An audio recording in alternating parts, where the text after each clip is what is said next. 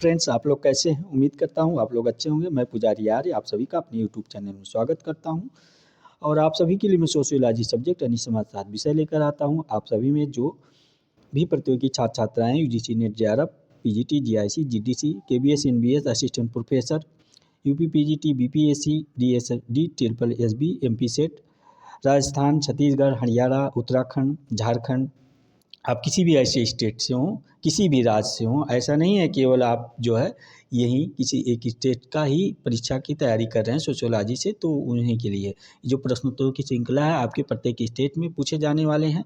चाहे आप दिल्ली से तैयारी कर रहे हो, हरियाणा से, पंजाब से और एमपी से, बिहार से, यूपी से, किसी भी स्टेट से हो, तो सोशियोलॉजी से अगर आप तैयारी कर रहे हैं यानी कि समाजशास्त्र विषय से, तो उस हर एक परीक्षा के लिए ये जो आज की क्लास है काफ़ी इम्पॉर्टेंट है।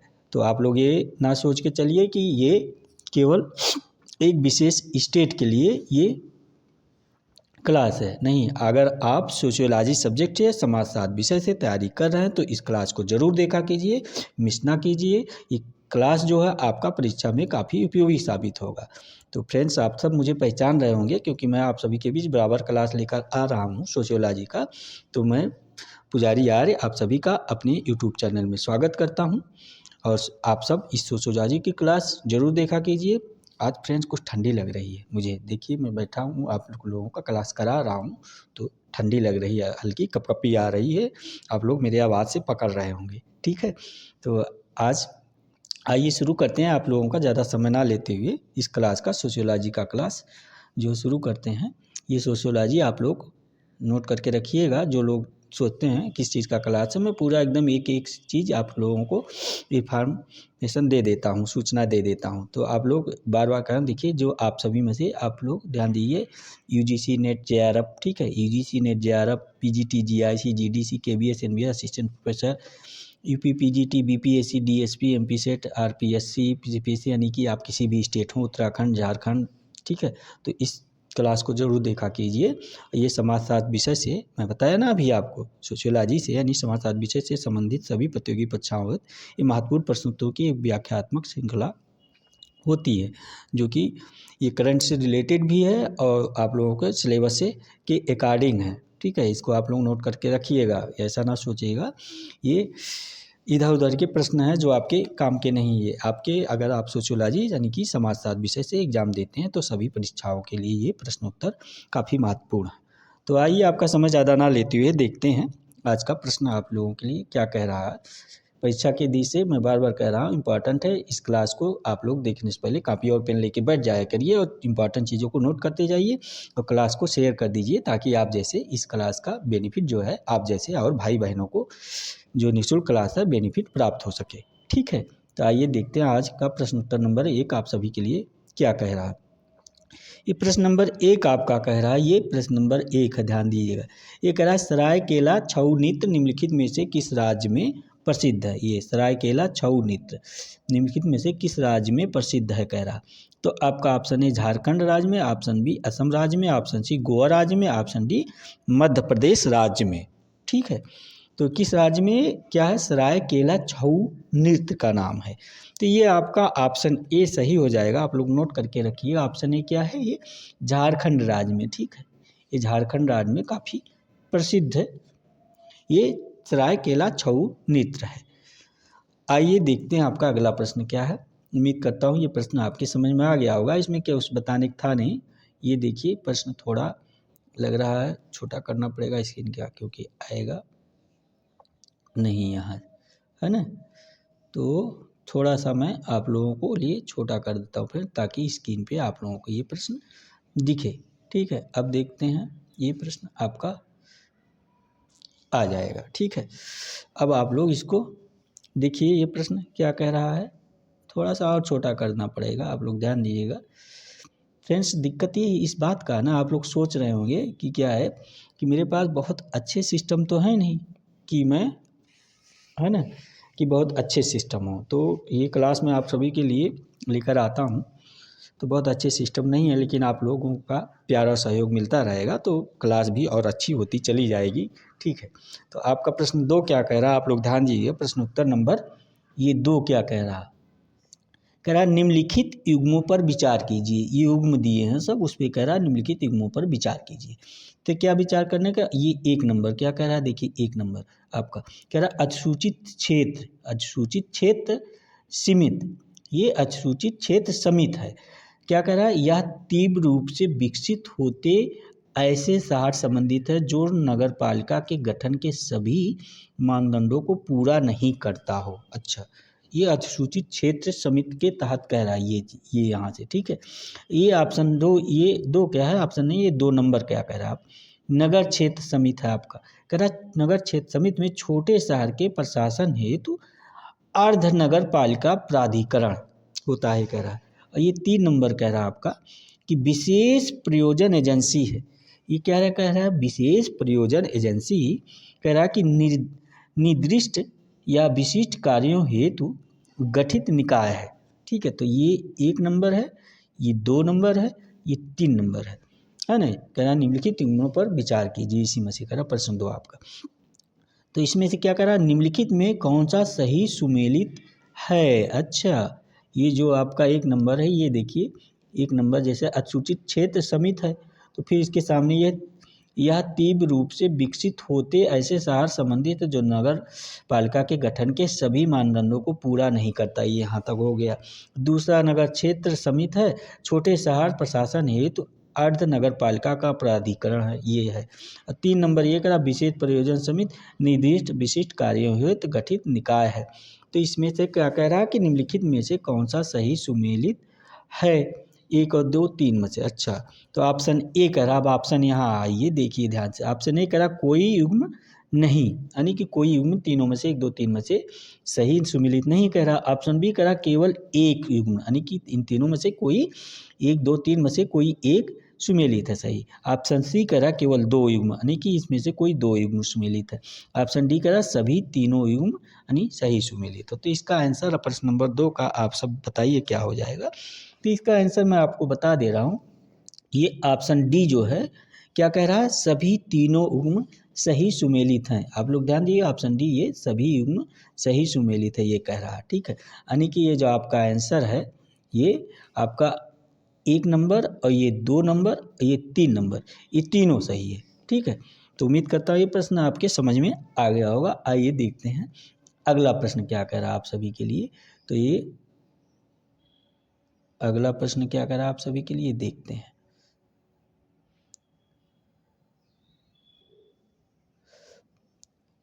ये प्रश्न आपका अब सही है फ्रेंड्स, अब मेरे ख्याल से ये कह रहा है कि निम्नलिखित में से कौन सा समुद्रगुप्त का दरबारी कवि था। प्रश्न नंबर 3 है, आप सभी का ध्यान दीजिएगा कि निम्नलिखित में से कौन सा समुद्रगुप्त है, ये समुद्रगुप्त शासक जो है, तो इनका कह रहा है कौन सा दरबारी कवि था। तो option A Harisen, option B Kalidas, option C Vishakhadatta, option D Ravi कीर्त।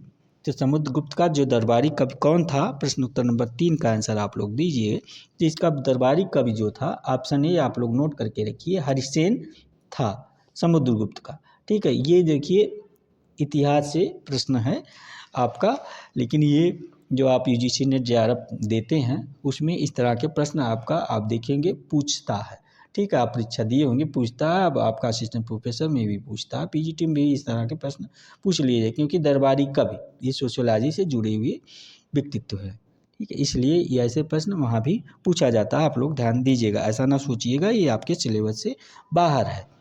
आइए अगला प्रश्न आपका देखते हैं क्या है। प्रश्न नंबर 4, अगर आप प्रैक्टिस सेट 11 सॉल्व करते होंगे ना, तो वहाँ इस तरह के प्रश्न मिल भी जाते होंगे आपके, लेकिन जो लोग ज़्यादा बराबर प्रैक्टिस सेट सॉल्व करते होंगे उन्हें मिलते होंगे। ये प्रश्न जो आपके करंट से रिलेटेड है, समझ गए, है तो करंट से, ये आपके जो यूपीएससी यूपीपीएससी देते हैं यानी आईएएस पीसीएस, उस एग्ज़ाम में भी ऐसे प्रश्न मिलते हैं, ठीक है। तो कुछ हमारे भाई बहन देते ही होंगे जो सोशियोलॉजी, अब तो सब्जेक्ट हटा दिया गया, अब तो सब में जो है सीसेट हो गया, जीएस हो गया, लेकिन सोशियोलॉजी से का आपको लगता है पीपीसीएस में आईएएस में प्रश्न नहीं पूछे जाते, पूछे जाते हैं, ठीक है। तो आइए देखते हैं प्रश्न नंबर 4, ये आपका क्या कह रहा, प्रश्न उत्तर नंबर 4। तो निम्नलिखित में से कौन सा एक सही नहीं सुमेलित है, सही विकल्प चुने। ये कह रहा है कि निम्नलिखित में से कौन सा एक सही नहीं सुमेलित है, ध्यान दीजिएगा, सही विकल्प चुने। तो आपका ऑप्शन ए कह रहा उर्वरक कारखाना गोरखपुर में बता रहा, ठीक है। ऑप्शन बी कह रहा डीजल लोकोमोटिव कारखाना वाराणसी में बता रहा।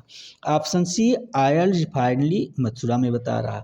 ऑप्शन डी भारतीय टेलीफोन उद्योग जो है भदोई, यानी कि इसका संत रविदास नगर रखा गया था, अब संभवतः फिर भदोई रख दिया गया है, संत रविदास नगर हटा दिया गया है। ये थोड़ा आप लोग कंफर्म कर लीजिएगा कि अभी भी उसका संत रविदास नगर नाम है कि भदोई कर दिया गया, मुझे ध्यान नहीं है, ठीक है। प्रश्न नंबर 4, तो इसका आंसर क्या हो जाएगा आप लोग बताइएगा। तो इसका आंसर आप लोगों को पता हो गया होगा, मुझे पता है, क्योंकि आप लोग देखिए उर्वरक का कारखाना जो है, ऑप्शन ए उर्वरक का कारखाना ये गोरखपुर में है, ये सही है। ऑप्शन डी डीजल लोकोमोटिव कारखाना, यानी कि रेलवे इंजन डीजल मोटरों की कारखाना जो है आपका वाराणसी में, ये भी सही है। ऑप्शन सी जो है ऑयल रिफाइनरी मथुरा में है, ये भी सही है।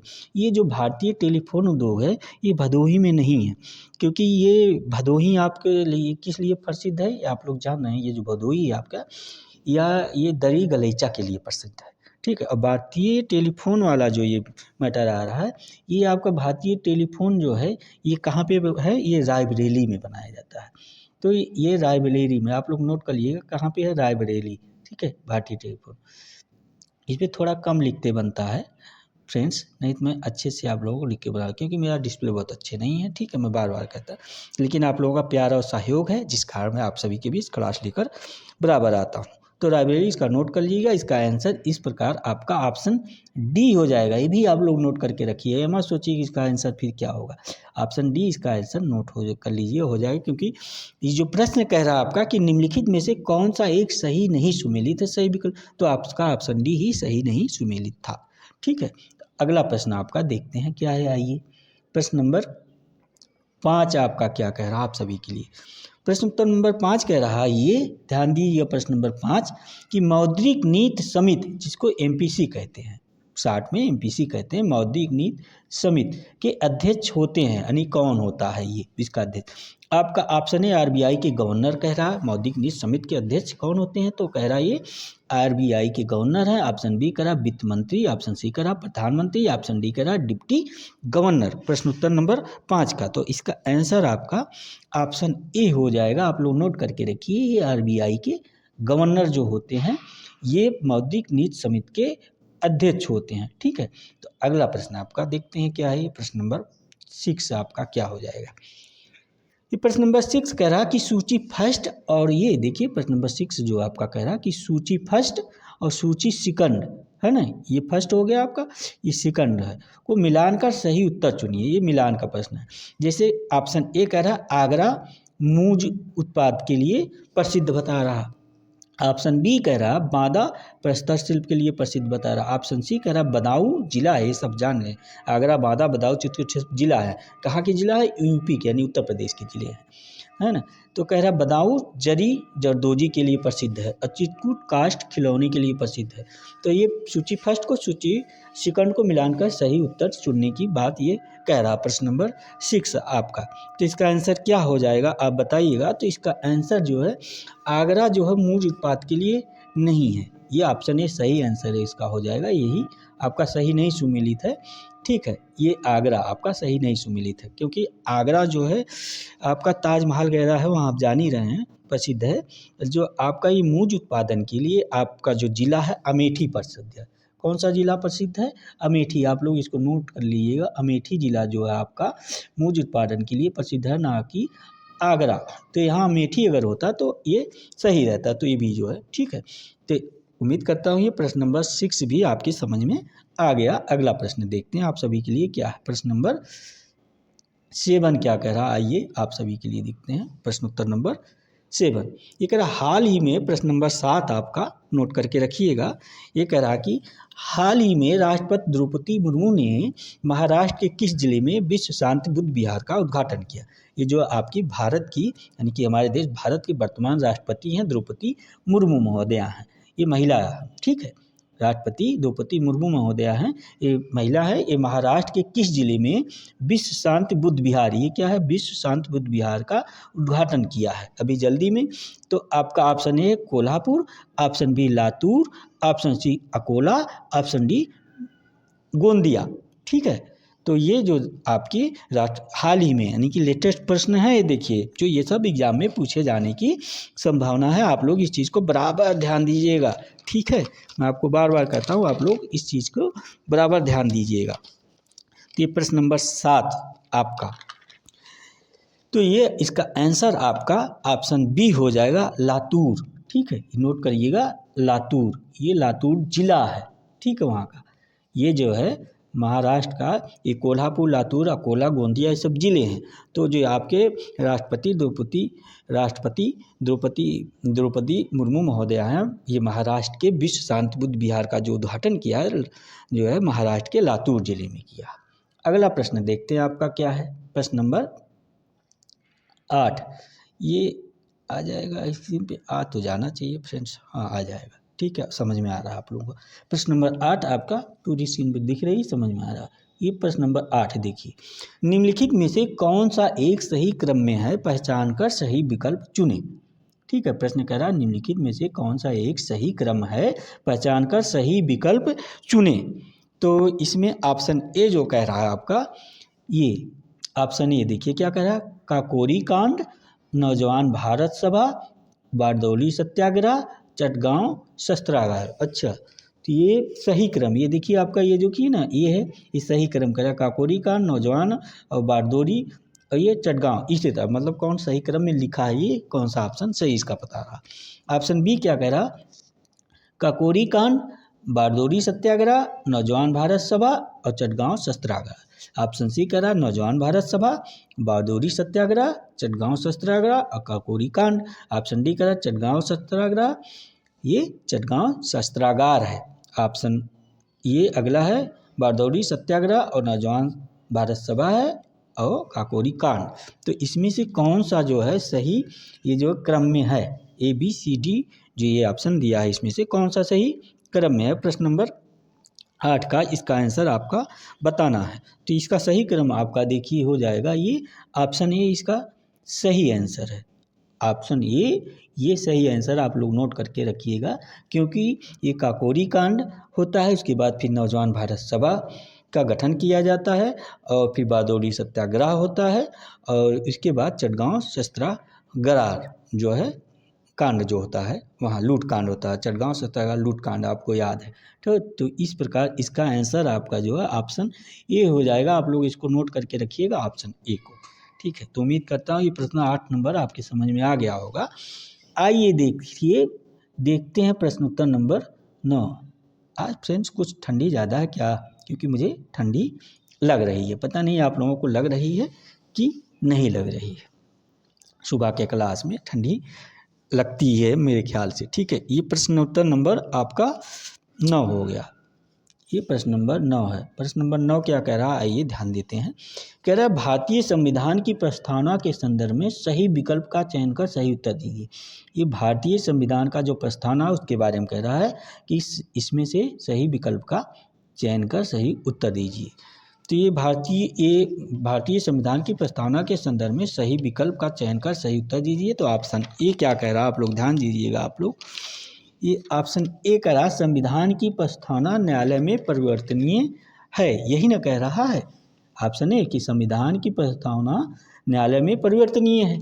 ऑप्शन बी कह रहा प्रस्तावना जो है संशोधनीय है, लेकिन ऐसा कोई संशोधन नहीं किया जाना चाहिए जो इसकी मूल विशेषताओं को हटा दे।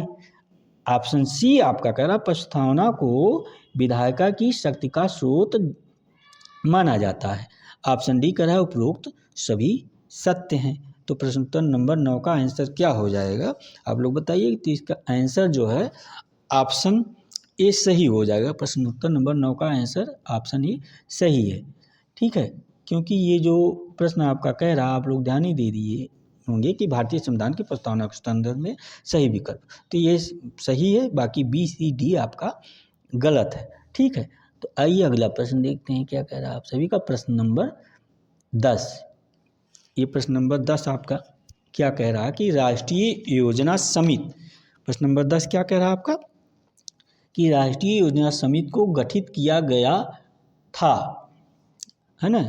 तो ऑप्शन यानी कि राष्ट्रीय योजना समिति को गठित किया गया था, किसके द्वारा किया गया था, यही कह रहा है ये कुल मिला के। ऑप्शन ए कह रहा है जवाहरलाल नेहरू द्वारा गठित किया गया था राष्ट्रीय योजना समिति को। ऑप्शन बी कह रहा है मदन मोहन मालवीय द्वारा। ऑप्शन सी कह रहा है डॉक्टर बी.आर. अम्बेडकर द्वारा। ऑप्शन डी कह रहा है सुभाष चंद्र बोस द्वारा। तो राष्ट्रीय योजना समिति का गठन किसके द्वारा किया गया, तो इसका आंसर आप लोग बताइएगा। तो इसका आंसर सही हो जाएगा आपका ऑप्शन डी। ऑप्शन डी क्या है, ये सुभाष चंद्र बोस द्वारा। तो फ्रेंड्स, आप लोग जो क्लास शेयर ना किए हों क्लास शेयर कर दीजिए, ताकि इस निःशुल्क क्लास का बेनिफिट आप जैसे और मित्रों को प्राप्त हो सके। आइए देखते हैं अगला प्रश्न आप सभी का क्या है, और क्लास को लाइक कर दीजिएगा। आप लोग जो ना लाइक किए हों क्लास को अभी लाइक कर दीजिए, क्योंकि आप लोगों का एक लाइक हमारे लिए बहुत ताकत है। आप लोगों के एक लाइक से हमको बहुत बल मिलता है। ठीक है, आप लोग ध्यान दीजिएगा इस चीज़ को। प्रश्न नंबर 11 क्या कर रहा है, ये ध्यान देते हैं। प्रश्न नंबर 11 कि निम्नलिखित में से कौन सा एक सही नहीं सुमेलित है। ठीक है, इसमें कह रहा है निम्नलिखित में से कौन सा एक सही नहीं सुमेलित है।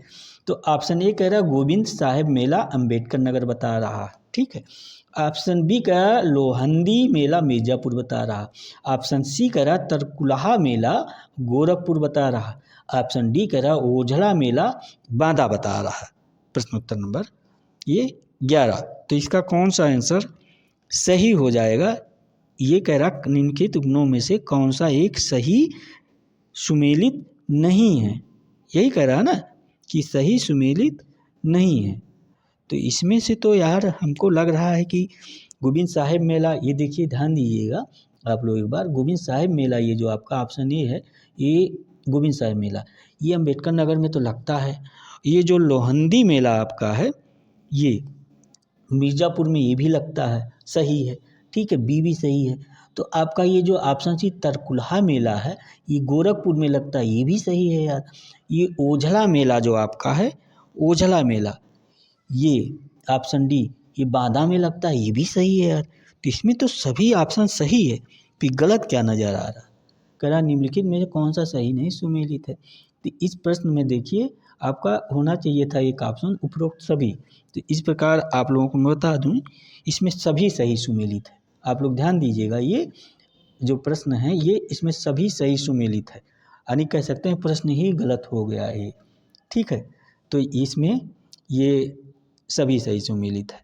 ओझला मेला बांदा में लगता है, अगर ओझला मेला की जगह बांदा की जगह कुछ और लिख दिया होता, ये कानपुर लिख दिया होता, तो मान लीजिए गलत हो गया होता, तो ऑप्शन डी सही हो गया होता। तो इस प्रकार आप लोग ध्यान दीजिए, प्रश्न उत्तर नंबर जो 11 है इसका सभी आंसर सही। ऑप्शन ए सही है, बी भी सही है, सी भी सही है, डी भी सही है। ठीक है, तो आइए देखते हैं अगला प्रश्न है। आप लोग कंफ्यूज मत होइएगा। ठीक, आइए देखते हैं प्रश्न उत्तर, क्योंकि वो जो प्रश्न बनाया गया है बनाने में थोड़ा मिस्टेक हो गया है। ठीक है, तो आपका प्रश्न नंबर 12 क्या कह रहा है, ध्यान दीजिए। प्रश्न उत्तर नंबर 12 कह रहा है हाल ही में उत्तर प्रदेश महिला आयोग का अध्यक्ष किसे नियुक्त किया गया है। देखिए प्रश्न लेटेस्ट है, मैं आपको बार बार कह रहा हूँ, ये जो आपका प्रश्न लेटेस्ट प्रश्न है। ठीक है, आप लोग कन्फ्यूजन ना होइएगा इस पर। ये हाल ही में उत्तर प्रदेश महिला आयोग का अध्यक्ष किसे नियुक्त किया गया है।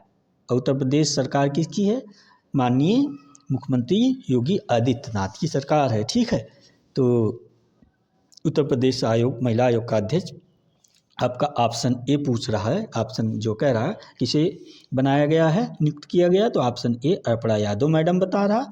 Option B Babita Chauhan madam. Option C ये क्या है Sumita Kanaujia madam. Option D है नीतू आर मैडम।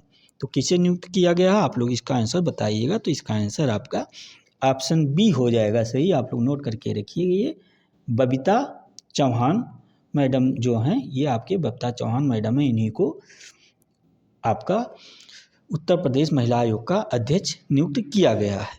ठीक है, तो आइए देखते हैं अगला प्रश्न आपका क्या है। फ्रेंड्स, आप लोग अगर चैनल को सब्सक्राइब ना किए हो तो चैनल को सब्सक्राइब कर लिया कीजिए, क्योंकि अगर आप चैनल को सब्सक्राइब कर लेंगे तो जो है क्लास का नोटिफिकेशन आपके पास सबसे पहले पहुंच जाएगा। ठीक है, तो आप लोग चैनल को सब्सक्राइब कर लीजिए और क्लास को शेयर कर दीजिए, ताकि और कुछ अपने जो आपके मित्र वगैरह फ्रेंड्स वगैरह हैं उनसे क्लास को थोड़ा सब्सक्राइब करा दीजिए, ताकि हमारे भी क्लास का ये चैनल का सब्सक्राइबर बढ़ जाएं आप लोगों की जो है बड़ी अच्छी कृपा मेहरबानी होगी। ठीक है, सब्सक्राइबर बढ़ जाने से क्या है, थोड़ा सा मेरे भी चैनल का यूट्यूब ने ग्रोथ कर देगा। और बाकी आप लोग क्लास देखते ही हैं, आपका प्यार और सहयोग मिल ही रहा है, इसमें कोई दिक्कत नहीं हमको। ठीक है, क्योंकि अगर आप लोग देखते नहीं होंगे तो जो आप लोग चैनल के बारे में जानते ही होंगे थोड़ा, यूट्यूब चैनल के बारे में, जो घंटा का जो वाचिंग होता है, वाचिंग आप लोग अच्छा देख रहे हैं, वह क्लास अच्छी चल रही है इस जो है, क्योंकि क्लास इसलिए चल रहा है क्योंकि मैं जो आप लोगों को ये लेके आता हूँ प्रश्नोत्तरी संख्या, ये एग्ज़ाम के दृष्टि जो इम्पोर्टेंट है उन्हीं को लेके आता हूँ, जो परीक्षा में पूछे जाने की संभावना उन्हीं को लेकर आता हूँ। और ये करंट से रिलेटेड भी रहता है, आपके सिलेबस के अकॉर्डिंग रहता है, सोशियोलॉजी से आप लोग जो परीक्षा दे रहे हैं, जो एग्ज़ाम दिए होंगे इस बीच में वो तो देखे ही होंगे।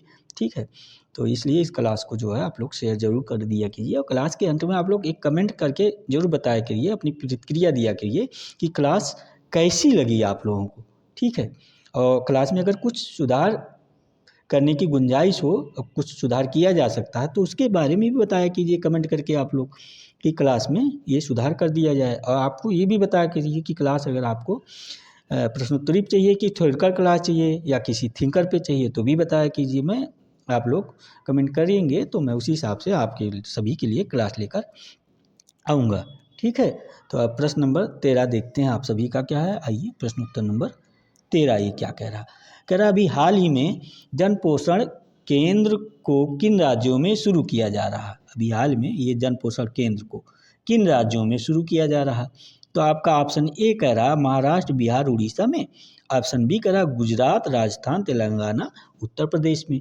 आपका सी कह रहा कर्नाटक, आंध्र प्रदेश और तमिलनाडु में। ऑप्शन बी ए ऑप्शन डी कह रहा पश्चिम बंगाल, दिल्ली, हरियाणा में। यानी कि जो लेटेस्ट में यानी हाल में, देखिए मैं कहा ना करंट का प्रश्न है, हाल में जन पोषण केंद्रों को किन राज्यों में, ये जन पोषण केंद्र जो है किन राज्यों में शुरू किया जा रहा। तो आपका ऑप्शन क्या सही हो जाएगा आप लोग बताइएगा। तो इसका आंसर आपका ऑप्शन बी हो जाएगा, नोट करके आप लोग रखिएगा ये ऑप्शन बी। ऑप्शन बी क्या है, ये गुजरात, राजस्थान, तेलंगाना, उत्तर प्रदेश में ये शुरू किया जा रहा है। क्या शुरू किया जा रहा है, जन पोषण केंद्रों को। ठीक है, अगला प्रश्न आइए देखते हैं आपका अगला प्रश्न नंबर 14 क्या कह रहा, प्रश्न नंबर 14। ये 14 कह रहा कि महिला सेवा मंडल की शुरुआत किसने की। ये देखिए प्रश्न नंबर 14 आप ध्यान दीजिएगा कि महिला सेवा मंडल की शुरुआत किसने की। आपका ऑप्शन ए रमाबाई ने, ऑप्शन बी सावित्रीबाई फूले ने, ऑप्शन सी महादेवी आर्य ने, ऑप्शन डी सरोजिनी नायडू महोदया। तो महिला सेवा मंडल की शुरुआत किसने की। तो इसका प्रश्न तो ऐसा प्रश्न है, प्रश्न नंबर 14 सभी को इसका आंसर मुझे लगता है पता होगा, क्योंकि इसका जो है ऑप्शन बी सही हो जाएगा। ये ऑप्शन बी क्या है, सावित्रीबाई फूले महोदया हैं। ये सावित्रीबाई फूले की, रमाबाई मैडम के और महादेवी आर यानी महादेवी वर्मा बारे के है, सरोजिनी नायडू मैडम, ये चारों जो ऑप्शन हैं पुराने हैं। ये चारों लोगों के बारे में आप अच्छी से जानते होंगे, इसमें कुछ बताने की ज़रूरत नहीं है। ठीक है, आइए अगला प्रश्न देखते हैं। प्रश्न नंबर 15 आप सभी के लिए क्या कह रहा है। ये कह रहा है धन विधेयक को भारत के संविधान के किस अनुच्छेद में परिभाषित किया गया है। ये जो आपका धन विधेयक है ये भारत के संविधान के किस अनुच्छेद में परिभाषित किया गया है, ये प्रश्न यही कह रहा 15 नंबर प्रश्न आपका। ठीक है, तो किस अनुच्छेद में परिभाषित किया गया, तो आपका अनुच्छेद ऑप्शन ए है, अनुच्छेद जो है 110 में कह रहा, ऑप्शन ए अनुच्छेद 110 में कह रहा है, और ऑप्शन बी है अनुच्छेद 112 में कह रहा है, ऑप्शन सी है अनुच्छेद 124 में कह रहा है, ऑप्शन डी 123 में। ठीक है, तो धन विधेयक भारत के संविधान के किस अनुच्छेद में परिभाषित किया गया है, तो ऑप्शन ए अनुच्छेद 110, ऑप्शन बी अनुच्छेद 112, ऑप्शन सी अनुच्छेद 124, ऑप्शन डी अनुच्छेद 123। तो इसका आंसर आप लोग दीजिएगा। तो अनुच्छेद ऑप्शन ए इसका सही आंसर हो जाएगा, अनुच्छेद 110 में जो है आपका ऑप्शन ए सही है। ध्यान दीजिए, नोट कर लीजिएगा, अनुच्छेद 110 में ये धन विधेयक को भारतीय संविधान के अनुच्छेद 110 में रखा गया है। आइए देखते हैं आपका अगला प्रश्न क्या हो जा रहा है आप सभी के लिए। प्रश्न नंबर 16 क्या कह रहा है, प्रश्न उत्तर नंबर 16। निम्नलिखित में से कौन सा एक दिवस सही नहीं सुमेलित है, सही विकल्प चुनें। अच्छा, निम्नलिखित में से कौन सा एक दिवस सही नहीं सुमेलित है, सही विकल्प चुने कह रहा। प्रश्न नंबर 16 ये आपका है, नोट कर लीजिएगा। विश्व वन्य दिवस 3 मार्च को बता रहा है, नोट करिएगा आप लोग। ऑप्शन ए विश्व वन्य दिवस जो है 3 मार्च को बता रहा। ऑप्शन बी कह रहा विश्व वानिकी दिवस 21 मार्च को बता रहा। ऑप्शन सी कह रहा विश्व जल दिवस 22 मार्च को बता रहा। ऑप्शन डी कह रहा विश्व उपभोक्ता अधिकार दिवस 8 मार्च को बता रहा। तो इसका आंसर तो अपने से निकल आया जो है। देखिए ये आपका ऑप्शन ए विश्व वन्य जीव दिवस 3 मार्च को, ये सही है। ऑप्शन बी विश्व वानिकी दिवस 21 मार्च, ये भी सही है। ऑप्शन सी विश्व जल दिवस 22 मार्च, ये भी सही है। विश्व उपभोक्ता अधिकार दिवस 8 मार्च, 8 मार्च तो सही हो ही नहीं सकता। क्या 8 मार्च को क्या आपको पता है? 8 मार्च को महिला दिवस होता है, ठीक है। तो इसी प्रकार आपका आंसर ऑप्शन डी सही हो जाएगा, ठीक है। जो है 8 मार्च को महिला दिवस होता है। ये प्रश्न नंबर 16 था ना, आप लोग ध्यान दीजिएगा। तो इस प्रकार और आपका ये क्या है, विश्व उपभोक्ता अधिकार दिवस, ये 15 मार्च को मनाया जाता है, इसको भी नोट कर लीजिएगा। ये विश्व उपभोक्ता जो है आपका अधिकार दिवस, ये आपका 15 मार्च को मनाया जाता है, इसको भी नोट कर लीजिएगा आपको, ठीक है, 15 मार्च। अगला प्रश्न आपको देखते हैं क्या है। उम्मीद करता हूँ प्रश्न 15 नंबर 16 आपके समझ में अच्छे से आ गया होगा। ये प्रश्न नंबर 17 क्या कह रहा है, किस संविधान संशोधन द्वारा मतदान की आयु 21 वर्ष से घटाकर 18 वर्ष कर दी गई थी। अच्छा, ये कह रहा कि किस संविधान संशोधन द्वारा जो मतदान करने की उम्र होता है उसको 21 वर्ष से घटाकर 18 वर्ष कर दिया गया था। कौन से संविधान संशोधन द्वारा? तो आपका ऑप्शन ए कह रहा है, आप लोग ध्यान दीजिएगा। ऑप्शन ए क्या कह रहा है? ऑप्शन ए कह रहा है 86वां संविधान संशोधन, ठीक है। ये ऑप्शन ए का 86वां संविधान संशोधन। ऑप्शन बी कह रहा 52वां संविधान संशोधन। ऑप्शन सी कह रहा 42वां संविधान संशोधन। ऑप्शन डी कह रहा 61वां संविधान संशोधन। तो इसका आंसर आपका ऑप्शन ए सही हो जाएगा। ये सॉरी फ्रेंड, इसका आंसर आपका प्रश्न नंबर 17 का ऑप्शन डी सही हो जाएगा। 61वां संविधान संशोधन के द्वारा जो है ये आपका नोट कर लीजिएगा, एक साइड जो है 61 संविधान संशोधन के द्वारा है मतदान की जो उम्र है जो है 21 वर्ष से घटाकर 18 वर्ष कर दिया गया था। उम्मीद करता हूँ ये प्रश्न सिंपल था, आपके समझ में आ गया होगा। 61वां संविधान संशोधन आप लोग याद करके रखिएगा, ठीक है। ये प्रश्न नंबर 18 क्या कह रहा, आइए ध्यान देते हैं। प्रश्न नंबर 18 आपका ये निम्नलिखित में से, ये प्रश्न नंबर 18 आपका कह रहा कि निम्नलिखित में से किसने कहा है कि समाज का इतिहास वर्ग संघर्ष का इतिहास है? तो ये आपका मैंने पहले बता रखा, आप लोग जान ही रहे होंगे। ऐसे प्रश्न का आंसर आप गलत दे ही नहीं सकते हैं कि ये प्रश्न नंबर 18 क्या कह रहा, निम्नलिखित में से किसने कहा कि समाज का इतिहास वर्ग संघर्ष का इतिहास है? तो आपका option A Emile Durkheim, option B George Herbert Mead, option C Erving Goffman, option D Karl Marx. तो जहाँ संघर्ष की बात आए, द्वंद्व की बात आए, है ना, तो ये जान लिए वहाँ आपके कार्ल मार्क्स महोदय ही होंगे। इसका आंसर जो है वो हमेशा ये संघर्ष, क्रांति, द्वंद्व की बात, लड़ाई की बात ही करते रहते हैं आपके कार्ल मार्क्स महोदय, ठीक है। तो ये आपका ऑप्शन डी सही आंसर हो जाएगा इसका, क्योंकि कार्ल मार्क्स के बारे में आप जान रहे हैं।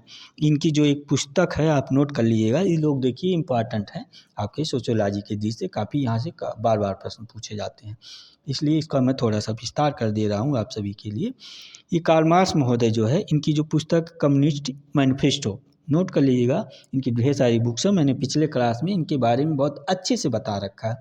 अगर आप लोग पिछले क्लास देखेंगे तो बहुत विस्तारपूर्वक से अच्छे से देखेंगे कि आप लोग देख रहे होंगे, तो कार्ल मार्क्स के बारे में अच्छे से पढ़े हुए भी होंगे। इसका आंसर आप गलत दे ही नहीं सकते। कार्ल मार्क्स का जो एक पुस्तक है कम्युनिटी मैनिफेस्टो, तो इसमें इन्होंने कहा कि अभी तक के समाजों का इतिहास और संघर्ष का इतिहास है, जिसको इन्होंने जो है 2 वर्गों को बांट रखा, आप जानते ही रहे हैं। संचित वर्ग जिसको ये कहते हैं स्वामी होता है, सामंत होता है, भूस्वामी होता है, पूंजीपति और बुर्जुआ वर्ग को ये रखते हैं आप। ठीक है, यानी धनाढ़ वर्गों को रखते हैं। और वंचित वर्ग जो इसको ये मजदूर वर्ग के रूप में जानते हैं, मानते हैं आपके कौन कार्ल मार्क्स, जिसको ये दास कहते हैं, कीचक श्रमिक कहते हैं, मजदूर या सर्वहारा वर्ग समाज कहते हैं। ठीक है, इस प्रकार ये उत्पादन प्रणाली पे नियंत्रण की दृष्टि से ये इन्होंने समाज को बांट रखा है आपके कार्ल मार्क्स ने। ये कहते हैं ये जिसमें स्वामी है, सामंत है और बुर्जुआ है, और दूसरा वर्ग बताते हैं जो उत्पादन करता है, जो उत्पादन पे एक नियंत्रण करता है, जो उत्पादन करता है, जैसे दास, कृषि, श्रमिक, सर्वहारा। तो इसी के तहत ये कार्ल मार्क्स आते हैं। अगला प्रश्न आपका क्या है देखते हैं। प्रश्न नंबर 18 तो मुझे नहीं लगता कि आपके समझ में ना आया हो, आप सभी के समझ में आ ही गया होगा। जो है मैं आप सभी को पूरी कोशिश करता हूँ, है तो ये प्रश्न उत्तर, लेकिन उसको सोचता हूँ कि आप सभी को एक बार पढ़ लें तो ये दोबारा ना भूलें। और आप सब देख ही रहे होंगे जो प्रैक्टिस सेट वगैरह आप लोग पढ़ाई के साथ साथ नोट्स वगैरह किताब तो पढ़ते होंगे, उसके साथ साथ अगर आप प्रैक्टिस सेट वगैरह सॉल्व करते होंगे तो आप पाते होंगे जो मैं आप लोगों के बीच ये प्रश्न उत्तर लेकर आता हूँ, ये आप लोगों को प्रैक्टिस सेट वगैरह मिलता होगा, क्योंकि ये ऐसे प्रश्न हैं जो बार बार पूछे जाते हैं और परीक्षा में पूछे जाने की संभावना है। ठीक है, तो इस क्लास को मैं इसीलिए कहता हूँ आप लोग ज़रूर देखा कीजिए, मिस ना किया कीजिए, क्योंकि परीक्षा के दृष्टि से काफ़ी इम्पॉर्टेंट है। ठीक है, आप लोगों को अगर यूजी नेट जेआरएफ का दिसंबर का एग्ज़ाम और असिस्टेंट प्रोफेसर का एग्ज़ाम जनवरी में संभवतः आपका एग्ज़ाम असिस्टेंट प्रोफेसर का होगा। अगर पीजीटी का नहीं हुआ तो असिस्टेंट पीजीटी टीजीटी का संभवतः नहीं होगा, लेकिन असिस्टेंट प्रोफेसर का एग्ज़ाम आपका जनवरी में होगा और आपका यूजी नेट जेआरएफ का एग्ज़ाम जनवरी में होना ही है। तो आप लोग इस क्लास को मिस ना कीजिए, ऐसा ना हो कि आपको बाद में पछताना पड़े, किसी कारण आप ये क्लास बाद में देखें तो कहेंगे अरे काश पहले देख लिए होते। तो इस क्लास को आप लोग ज़रूर देखा कीजिए, क्योंकि ये क्लास आपके लिए परीक्षा में काफ़ी सहयोगी साबित होगा। मैं बार बार कहता हूँ। आइए प्रश्न नंबर 19 क्या कह रहा है आपका देखते हैं। प्रश्न उत्तर नंबर 19 ये कह रहा है निम्नलिखित में से किसने समाजशास्त्र में सामूहिक प्रतिनिधित्व की अवधारणा का प्रतिपादन किया। कौन सी अवधारणा, ये सामूहिक प्रतिनिधित्व की अवधारणा का प्रतिपादन किया है किसने। तो आपका ऑप्शन ए कह रहा है इमाइल दुर्खी महोदय, ऑप्शन बी कह रहा है मैक्स वेबर महोदय, ऑप्शन सी कह रहा है अगस्ट काम्ट महोदय, ऑप्शन डी कह रहा है कार्ल मार्क्स महोदय। फ्रेंड्स आज कुछ ठंडी लग रही है हमको, क्योंकि ठंडी अच्छी पड़ रही है।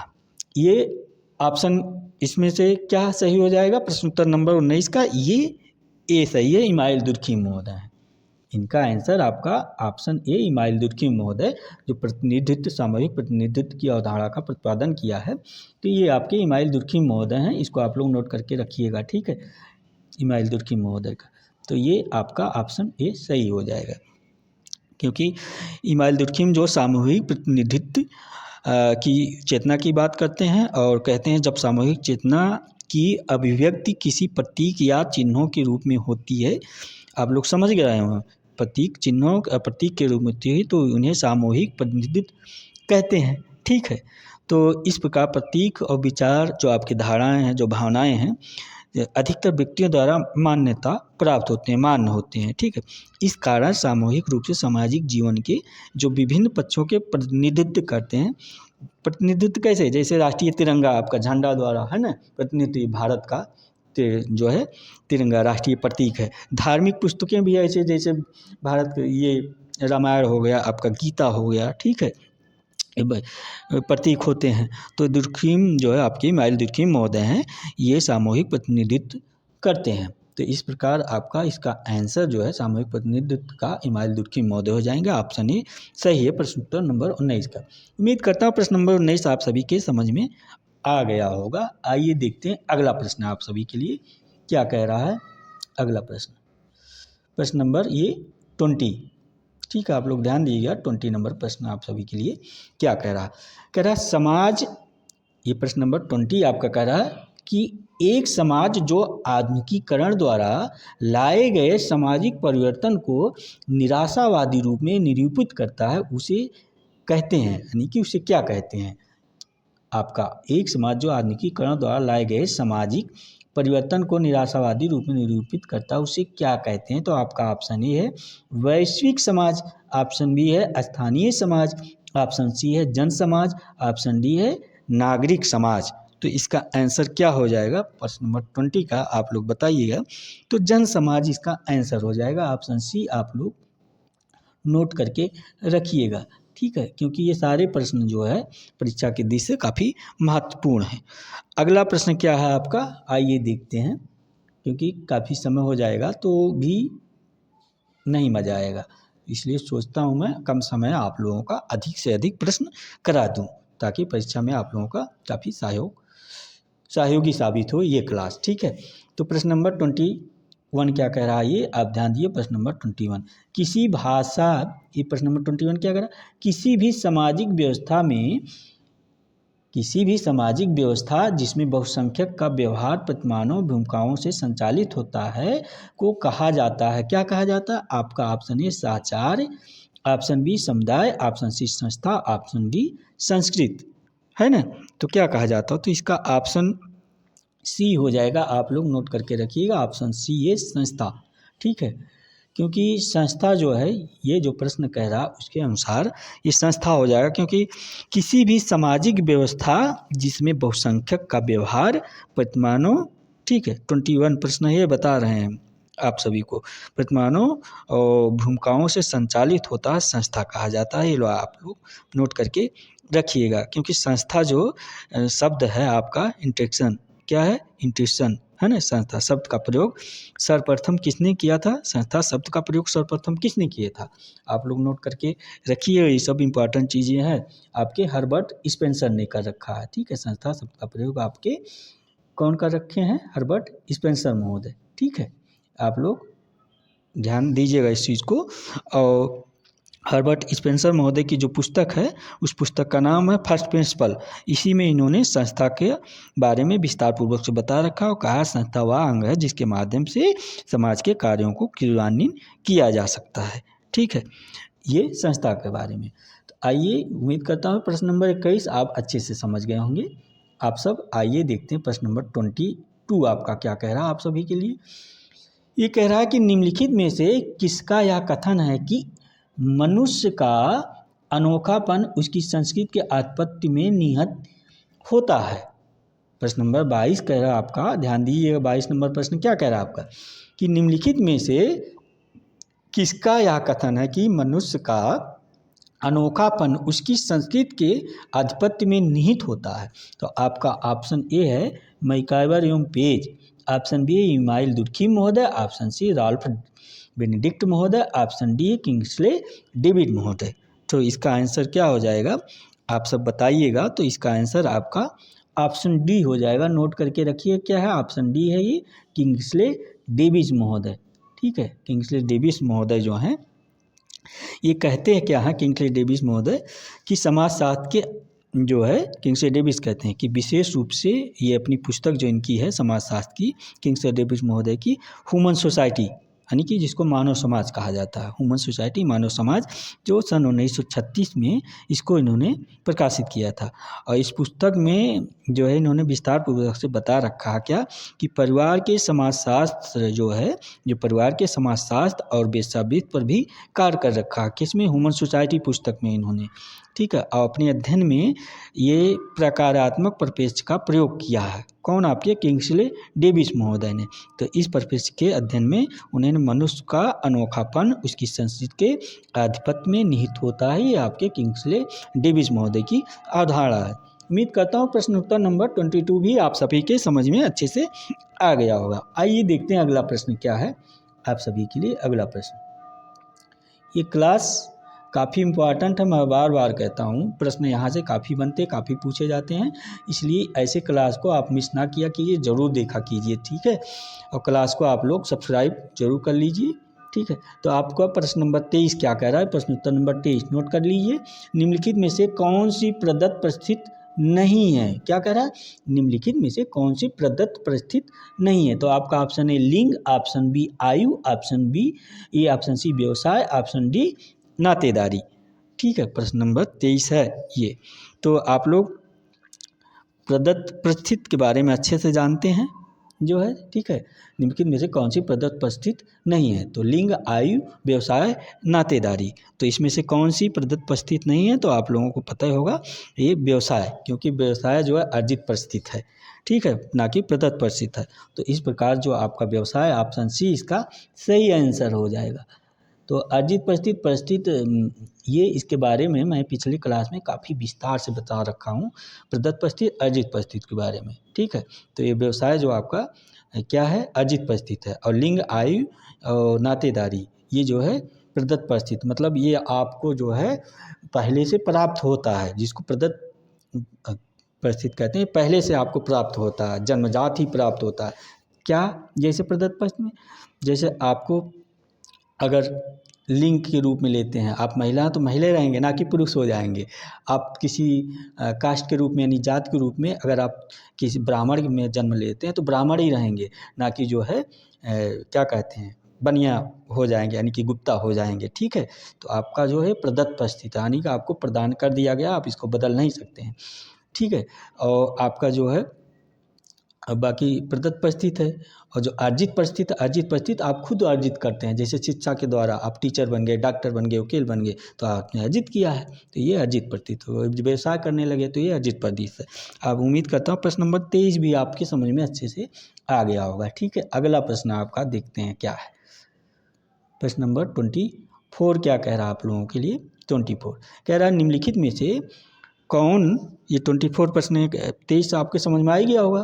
प्रश्न नंबर 24 कह रहा है, ध्यान दीजिएगा, निम्नलिखित में से कौन उस व्यक्ति को संदर्भित करता है जिसका विशेष भूमिका में व्यवहार एक प्रतिमान प्रदान करता है और जिसके आधार पर दूसरा व्यक्ति उसी भूमिका के निर्वहन में अपना व्यवहार करता है ना। तो आपका ऑप्शन ए कह रहा है आदर्श भूमिका, ऑप्शन बी कह रहा भूमिका प्रतिरूप, ऑप्शन बी क्या कह रहा भूमिका प्रतिरूप, ऑप्शन सी कह रहा इंद्रिय गोचर भूमिका, ऑप्शन डी कह रहा आत्मसात भूमिका।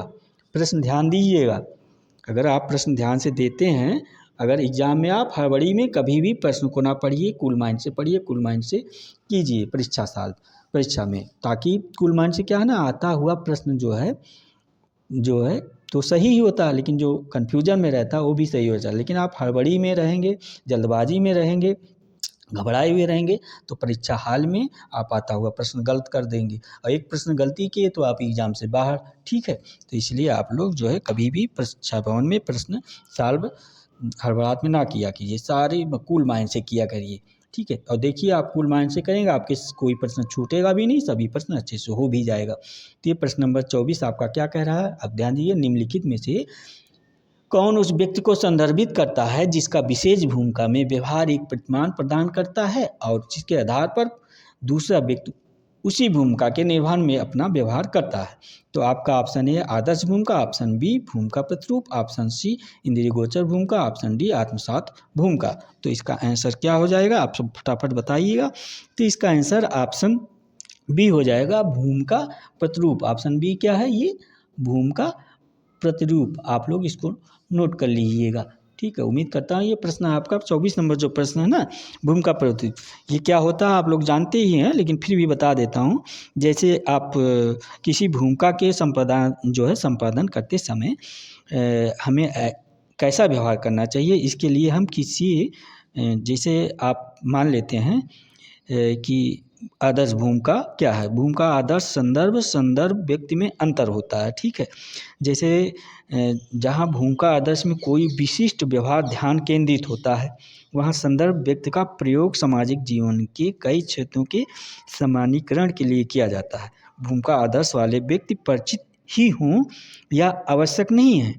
भूमिका आदर्श के तहत जो आदर्श व्यक्ति होता है आपका पहले से परिचित हो ये जरूरी नहीं है, आप ध्यान दीजिएगा। भूमिका आदर्श वाले व्यक्ति वास्तविक पौराणिक भी हो सकते हैं, मतलब ऐतिहासिक भी हो सकते हैं, आपका जिसको आप अपना आदर्श रूप मानते हैं। ठीक है, और नॉर्मल व्यक्तित्व के बारे में तो आप जानते ही हैं। ठीक है, तो ये प्रश्न नंबर 24 आपका था, उम्मीद करता हूँ ये भी आप समझ गए होंगे। अगला प्रश्न क्या कह रहा है आपका, ये फ्रेंड्स आज ये आप सभी के आज की क्लास में 24 प्रश्न ही थे, जो काफ़ी इम्पॉर्टेंट है। आप लोग इसको नोट करके रखिएगा, परीक्षा के दृष्टि से इम्पॉर्टेंट है।